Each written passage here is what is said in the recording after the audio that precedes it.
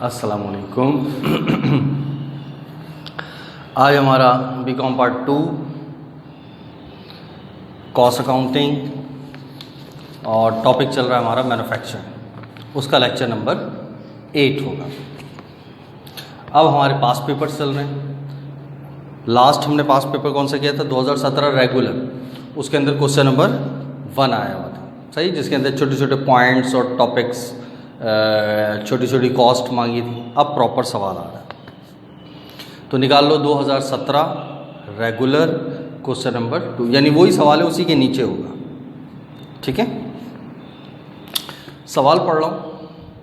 The accountant clerk of the moderate manufacturing company has prepared the following summary. उसने कुछ summary पेश की। क्या क्या है? इन्वेंट्री 1 जनवरी 2016, 1 2016, यानी ओपनिंग डेटा बता रहा है। क्या क्या है? रॉ मटेरियल की ओपनिंग, वर्क इन प्रोसेस की ओपनिंग, फ्यूल की ओपनिंग, रिपेयर पार्ट्स की ओपनिंग, फैक्ट्री के रिपेयर पार्ट्स की ओपनिंग और फिनिश गुड्स की ओपनिंग। ये कुछ डेटा उसने ओपनिंग का बता दिया। तो टोटल वैसे उन्होंने करके आगे दे दिया 70,800। हमें टोटल से कोई गर्ज नहीं, हमें तो डेटा चाहिए। फिर raw material purchased, fuel purchase, direct labour, factory expenses. अच्छा, उसूल याद रखो, जब भी सवाल पढ़ो तो जैसे जैसे सवाल पढ़ रहे हो ना, तो आपके दिमाग में क्या क्या आना चाहिए कि जब कोई लफ्ज़ पढ़े, टाइटल पढ़े, तो आपको फ़ौरन जहन में आना चाहिए ये चीज़ कहाँ जाएगी, ये चीज़ कहाँ जाएगी, ये किस चीज़ का आइटम है। सही है, जैसे जैसे सवाल पढ़ रहे हो।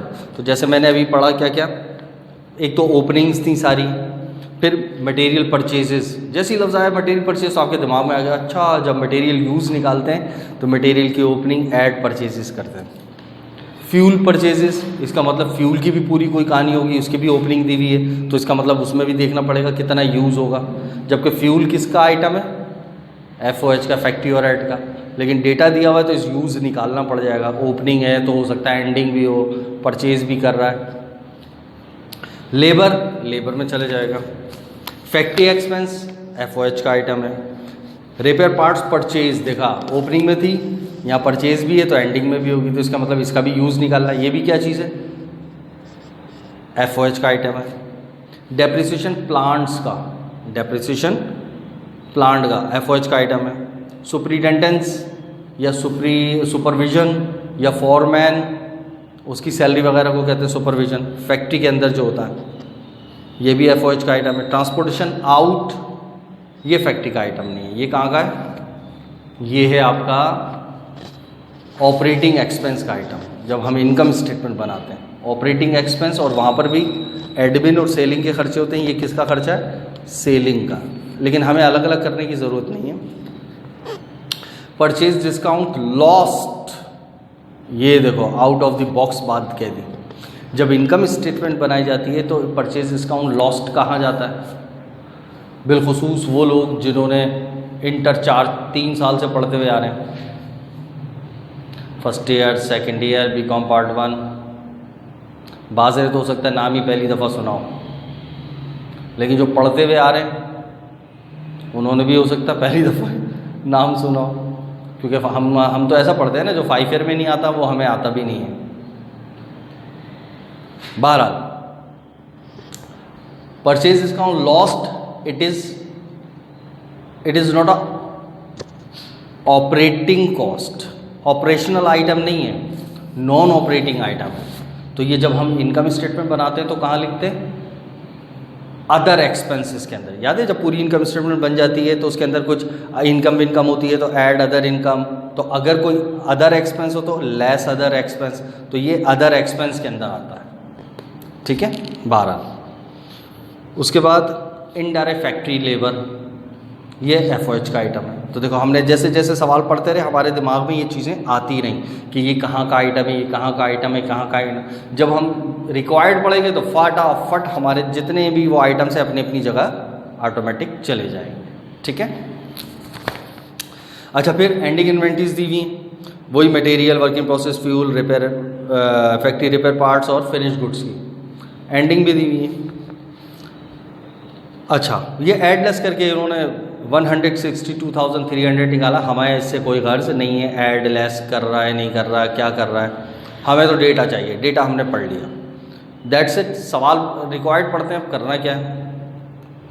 Prepare statement of cost of goods manufactured, manufactured बनानी है और कॉस्ट ऑफ गुड सोल्ड बनाना है, सही है। तो दो आइटम बनाने, कॉस्ट ऑफ गुड सोल्ड और मैन्युफैक्चर्ड। तो पहले लेते हैं कॉस्ट ऑफ गुड्स मैन्युफैक्चर्ड। अब टॉपिक कर रहे हैं पहला, तो ज़रा सलीके से हेडिंग वगैरह ये सब सारी चीज़ें आपको पहले से पता होनी चाहिए। तो हम स्टार्ट करते हैं।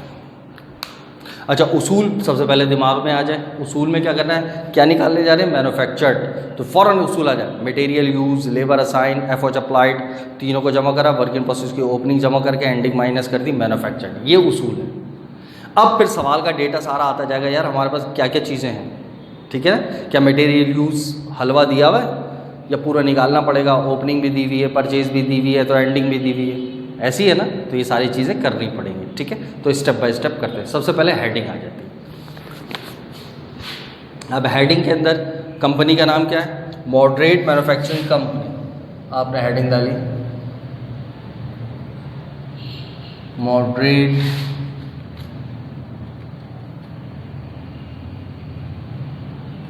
मैन्युफैक्चरिंग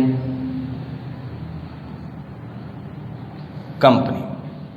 क्या बना रहे,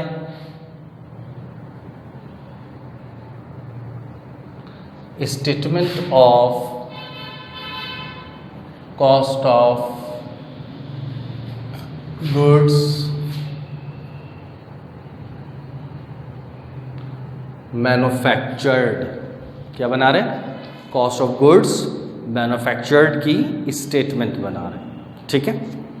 मैं एक एक चीज़ बोलता हुआ जा रहा हूँ। अगर किसी चीज़ की स्पेलिंग आपको समझ में ना आए तो आप अपने पास पेपर के अंदर देख सकते हैं, ठीक है। अच्छा जी, और कब बनाते हैं, साल के एंड पर।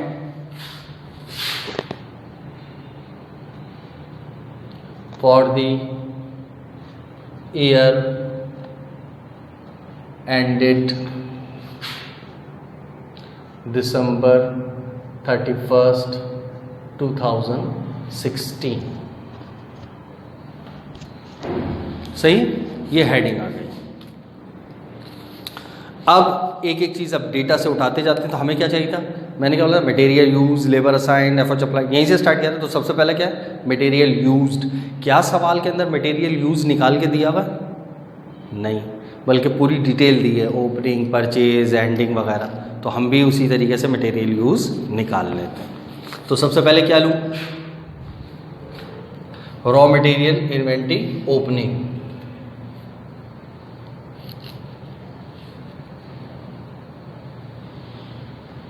रॉ मटेरियल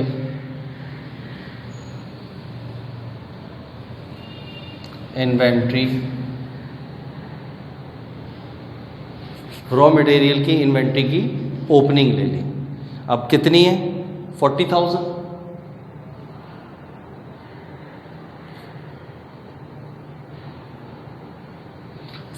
ओपनिंग ले ली। अब इसमें क्या करूं, परचेज ऐड कर दूं, ऐड परचेजेस। कितने का खरीदा, 58 का। तो कितना हो गया,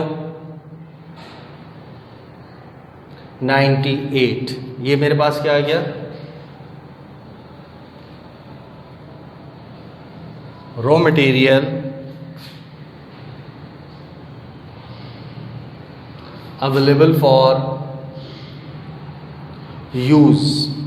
सही, क्या आ गया, raw material available for use आ गया, ठीक है। यहाँ तक क्लियर। अब इसमें से क्या करूँ, मटेरियल की एंडिंग को लेस कर देता हूँ। लिहाजा मैंने लेस कर दिया रॉ मटेरियल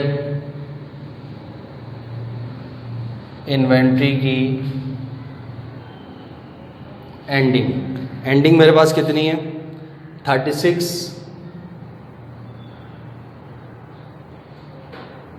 ये मैंने लेस कर दिया तो कितना आ गया 62, ये मेरे पास आ गया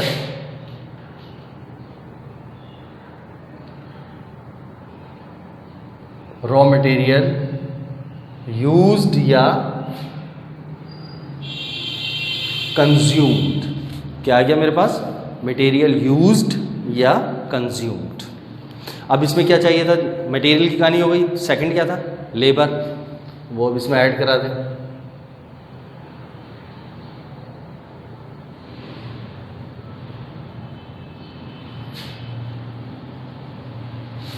अब लेबर ऐड करा दो, लेबर कितनी है सवाल में चेक करो 83,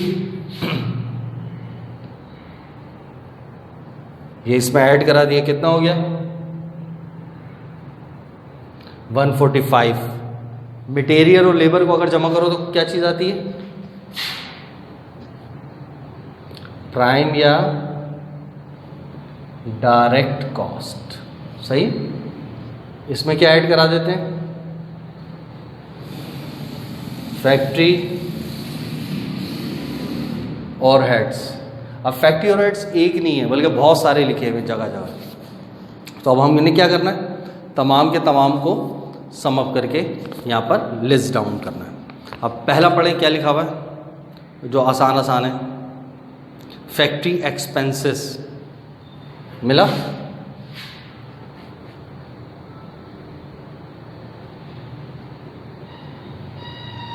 फैक्ट्री एक्सपेंस कितना 2300,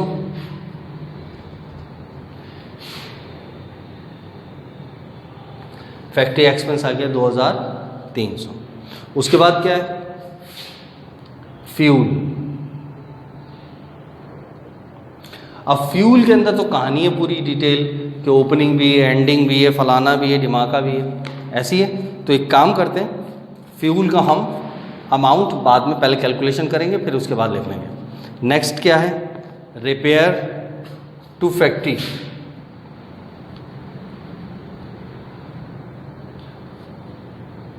रिपेयर पार्ट्स फैक्ट्री के। सही,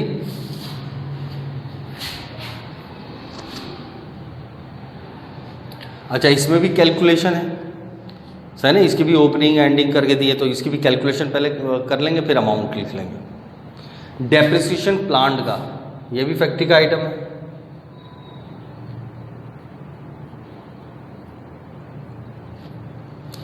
प्लांट का डेप्रिसिएशन कितने का है 2700।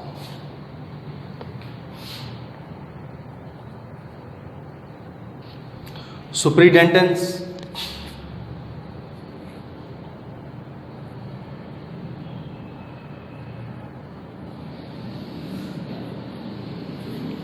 सुपरिटेंडेंस कितना है 1200।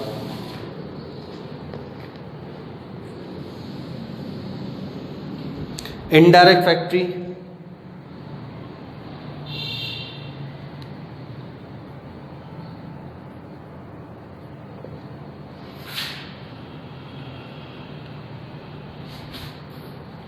इनडायरेक्ट फैक्ट्री लेबर कितना है 2000। सही। अब सबसे पहले तो ये काम करते हैं कि इसकी वर्किंग और एक इसकी वर्किंग कर लेते हैं। तो इसकी वर्किंग पहले नंबर पे कर रहे हैं तो ये W1 शो कर दो और इसकी W2, यानी ये वर्किंग 1 हो गई, ये वर्किंग 2 हो गई। अब इसको ये आपने वहाँ पर पेपर में भी एक्सप्लेन करके लिखना है कि कैसे आया ये। सही, अभी हम देख लेते हैं कैसे आया। वैसे मैं अलग से यहाँ पर भी लिख देता हूँ कि आपने यहाँ पर लिखना है, मेंशन करना है वर्किंग 1। सही, क्या है वर्किंग 1 फ्यूल की, या पूरी हेडिंग पूरा नाम लिखें कंपटीशन ऑफ फ्यूल। सही, इस तरीके से करके लिख सकते हैं। ठीक है, अच्छा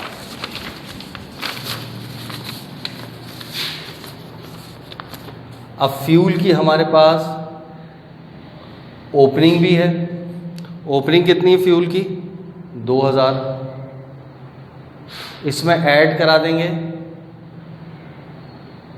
फ्यूल हमने कुछ परचेज किया था 5200 का, तो कितने का हो गया हमारे पास 7200। ये हमारे पास टोटल अवेलेबल आ गया। इसमें से लेस करा दें फ्यूल की एंडिंग, चेक करो एंडिंग कितनी है 3400। अब ये इसमें से लेस कर दो, कितना आ गया 3800। ये आ गया फ्यूल यूज्ड या फ्यूल कंज्यूम्ड। ठीक है, फ्यूल की कैलकुलेशन क्लियर हुई। सेम वही जैसे मटेरियल का किया था, ओपनिंग ली, परचेज जमा करा, अवेलेबल आया, एंडिंग लेस कर दी, यूज्ड आ गया। तो मटेरियल यूज़ कितना है और फ्यूल यूज़ कितना हुआ 3800, तो 3800 और हमने लिख भी दिया वर्किंग वन वहाँ पर शो भी हो रही है। क्लियर। अब वर्किंग 2 कर लो इसी तरीके से, मैं इसी के नीचे कर देता हूँ वर्किंग 2। अब वर्किंग 2 किस चीज़ की है, रिपेयर पार्ट्स की।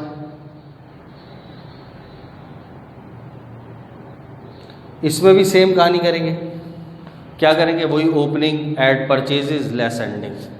अब मैं सिंपल सा कर देता हूँ, ओपनिंग बस लिख रहा हूँ मैं, सही है, ओपनिंग, परचेजेस और एंडिंग। ओपनिंग में ऐड करा परचेजेस और लेस कर दिया एंडिंग, सेम वही कहानी। ओपनिंग कितनी है 2800, अच्छा परचेज कितना करा 4200 और एंडिंग कितनी है 2600। तो अगर इन तीनों को सम अप कर लो तो कितना आ गया 4400। ये रिपेयर पार्ट्स आ गए, तो इतने यूज हो गए। क्लियर। तो ये 4400 इधर आ गए।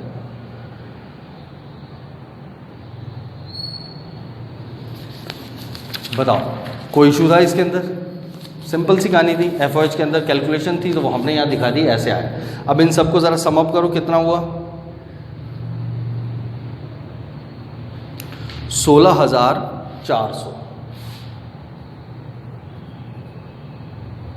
सही, ये सारे आपके पास क्या आ गए एफओएच आ गए। अब इसको जमा कर लो, कितना हो गया 161,400। ये आपके पास आ गई मैन्युफैक्चरिंग कॉस्ट। कौन सी आ गई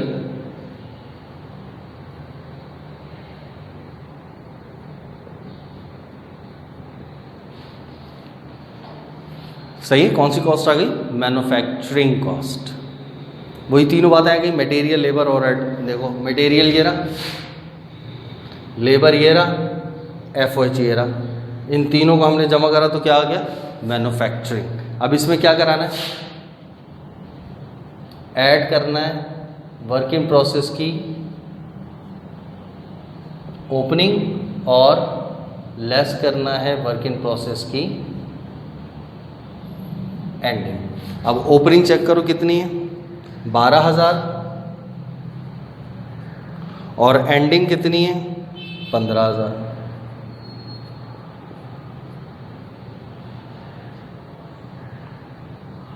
$158,400 ये आपके पास आ गया कॉस्ट ऑफ गुड्स मैन्युफैक्चर्ड। बताओ कोई इशू था, सेम वही चीज़ है, सही है। कॉस्ट ऑफ गुड्स मैन्युफैक्चर्ड के अंदर कोई issue, I don't think so कि कोई प्रॉब्लम होगी। वही सब पे पूरा बेसिक रिपीट हो रहा है, सवाल भी अच्छा है। और देख लो ये अभी लेटेस्ट आया है 2 साल पहले 2017 के अंदर, तो वही तमाम चीज़ें आएंगी। यहाँ तक क्लियर। तो ये था आपका कॉस्ट ऑफ गुड्स मैन्युफैक्चर्ड की स्टेटमेंट, सही है। मटेरियल लिया, लेबर लिया, ओवरहेड लिया, तीनों को जमा करा मैन्युफैक्चरिंग, वर्किंग प्रोसेस की ओपनिंग जमा करके एंडिंग माइनस कर दी मैन्युफैक्चर्ड। और याद रख लो मैन्युफैक्चर्ड को और क्या क्या कहते हैं, वर्क कॉस्ट, फैक्ट्री कॉस्ट और प्रोडक्ट कॉस्ट। ज़्यादा क्लियर हो गया। अब आगे प्रोसीड करते हैं। नेक्स्ट ऑप्शन ये क्या था, ऑप्शन क्या था, 1 था, सही है। इसके अंदर आपसे statement of cost of goods manufactured मांगी थी। अब हम क्या करते हैं, कॉस्ट ऑफ गुड्स सोल्ड निकालते हैं।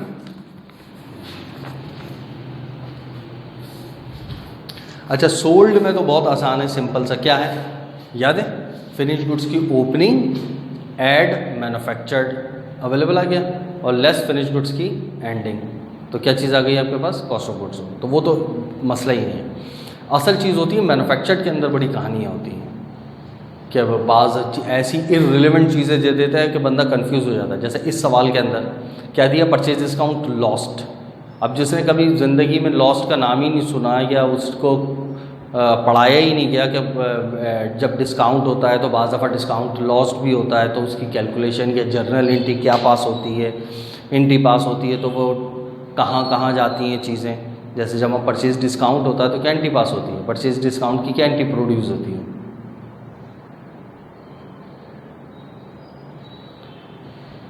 सिंपल परचेज डिस्काउंट की एंट्री बताओ क्या होगी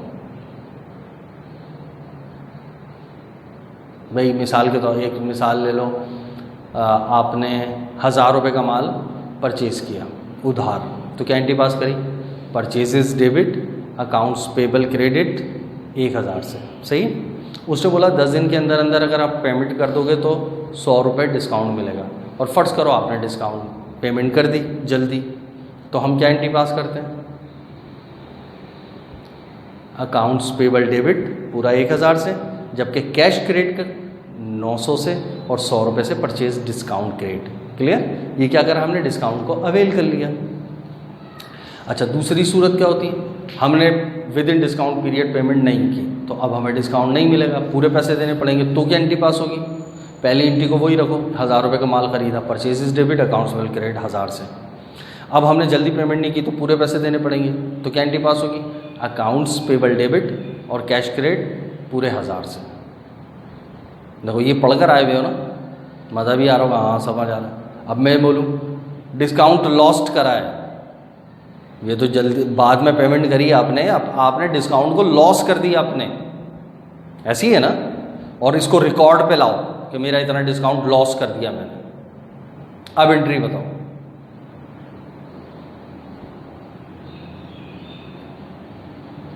अभी परचेज डिस्काउंट को लॉस करा तो आपने क्या एंट्री पास करी, पूरे पैसों से, accounts payable debit cash credit पूरा 1000 से। अब मैं कह रहा हूँ डिस्काउंट लॉस्ट को रिकॉर्ड पे भी लाना है, यानी एंट्री के अंदर भी शो करना है, तो क्या एंट्री पास होगी, एंट्री तो दूर की बात है, मुझे सिर्फ ये बता दो परचेज डिस्काउंट लॉस डेबिट होगा कि क्रेडिट होगा।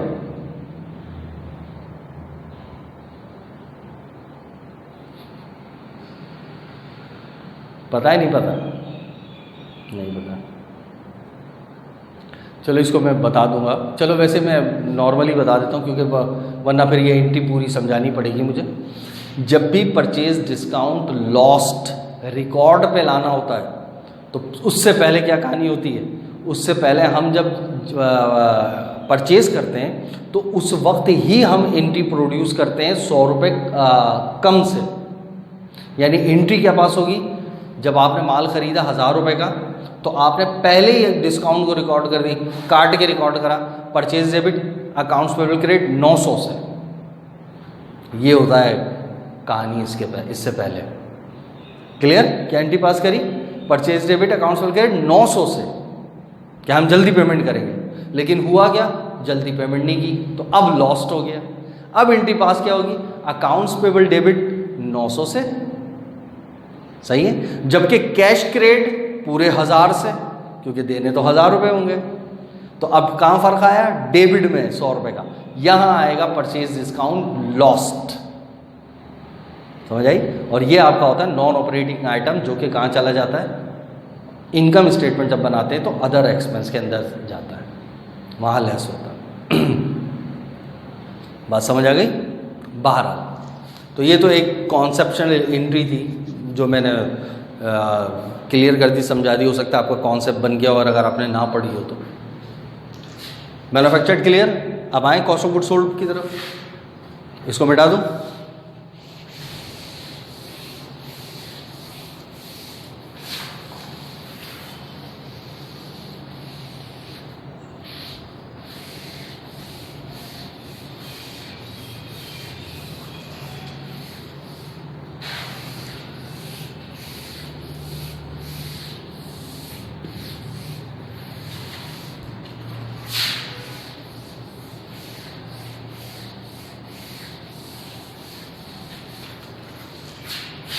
अब कॉस्ट ऑफ गुड्स सोल्ड निकालना है। अब और ये कौन सा है, नंबर 2। नाम वही है, moderate manufacturing company, statement of cost of goods sold. बाकी कोई फॉर द ईयर एंडेड दिसंबर, सब कुछ बाकी सेम। क्लियर। अच्छा जी, अब सबसे पहले हम क्या करें, सोल्ड निकालने के लिए क्या चाहिए सबसे पहले हमारे को, फिनिश गुड्स की ओपनिंग। अब ज़रा चेक करते हैं फिनिश गुड्स की ओपनिंग कितनी है।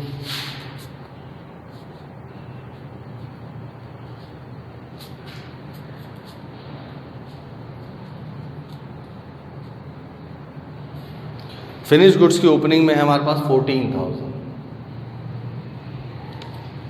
सही। इसमें क्या ऐड होगा, कॉस्ट ऑफ गुड्स मैन्युफैक्चर्ड।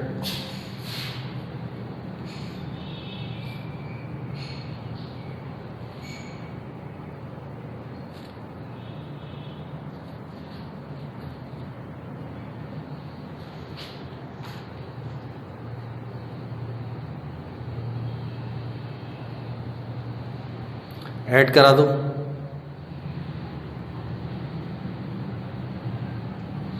$172,400, ये क्या चीज़ आ गई, finish goods available for sale. अब क्या करूं, फिनिश गुड्स की एंडिंग को लेस करा।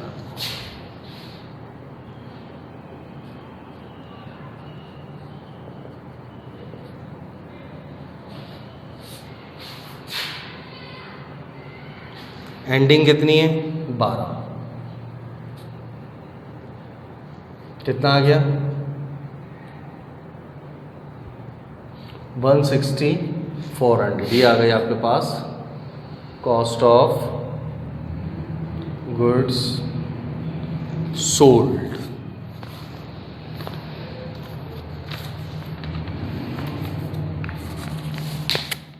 बताओ यहाँ तो कोई इशू, तो सोल्ड में तो मसला ही नहीं होगा, ऐसे ऐसे करके सोल्ड हो गई। सही है। तो देखो अब हमने एक बड़ा सवाल करा। अब ये जब आप पेपर पे करोगे ना तो लाजमी सी बात है, हेडिंग डालनी है, उसके नीचे अंडरलाइन करना है वगैरह करना है, तो डबल काम लगता है। तो आपकी प्रैक्टिस इतनी होनी चाहिए कि पेपर के अंदर जितना बड़े से बड़ा कैसे ही सवाल क्यों ना आ जाए, आधे घंटे से ज़्यादा उस सवाल पे नहीं देना। आधे घंटे से ज़्यादा नहीं होना चाहिए, क्योंकि आधे घंटे से ज़्यादा अगर वो सवाल पे जा रहा है तो इसका मतलब आप पेपर पूरा सॉल्व कर ही नहीं सकते कभी भी। पेपर सिर्फ उसी सूरत में आप पूरे 5 सवाल कर सकते हैं 100%, कि जब आप आधे घंटे के अंदर सवाल को सॉल्व कर रहे हैं। ये याद रखना। सही है। जब आधे घंटे के अंदर आप सवाल को सॉल्व कर रहे हैं तब तक तो हो सकता है, इसके अलावा नहीं हो सकता, क्योंकि टाइम ही नहीं बचेगा आपके पास। लाजमी बात है, कॉपी चेक करना होता है, कॉपी दूसरी लेनी है, सिग्नेचर करना है तो टीचर आके सिग्नेचर करता है, डिस्टर्बेंस थोड़ा सा टीचर की तरफ से हो रही होती है, या बाज़ दफ़ा कोई स्टूडेंट्स की वजह से भी हो रहा होता है। तो ये तमाम चीज़ें अगर करें तो आप 5-10 मिनट तो ऐसी ज़ाया हो ही जाते हैं। तो अगर आपने हर सवाल को आधे घंटे से ऊपर 5-5, 10-10 मिनट ऊपर दिए तो 5 सवाल में तो 10 के मतलब 50 मिनट ऊपर चाहिए, घंटे के बराबर ऊपर चाहिए आपको, तो 4 घंटे तो ऐसे ही हो जाएंगे, तो आपका सवाल पूरे नहीं हो सकते। ठीक है। तो लिहाजा आधे घंटे के अंदर एक सवाल कंप्लीट हो जाना चाहिए। तो लिहाजा आपने ये दोनों चीज़ें की। देखो इस सवाल के अंदर इररिलेवेंट चीज़ क्या आ गई थी, परचेज डिस्काउंट, लॉस्ट और ट्रांसपोर्टेशन आउट, 2 आइटम उसने ऐसे दिए थे जो इररिलेवेंट थे, जो कि आपके सवाल से कोई ताल्लुक़ नहीं था, तो आपको कहीं भी टच भी नहीं करना हो। ठीक है ना, इस बात का ख्याल रखना।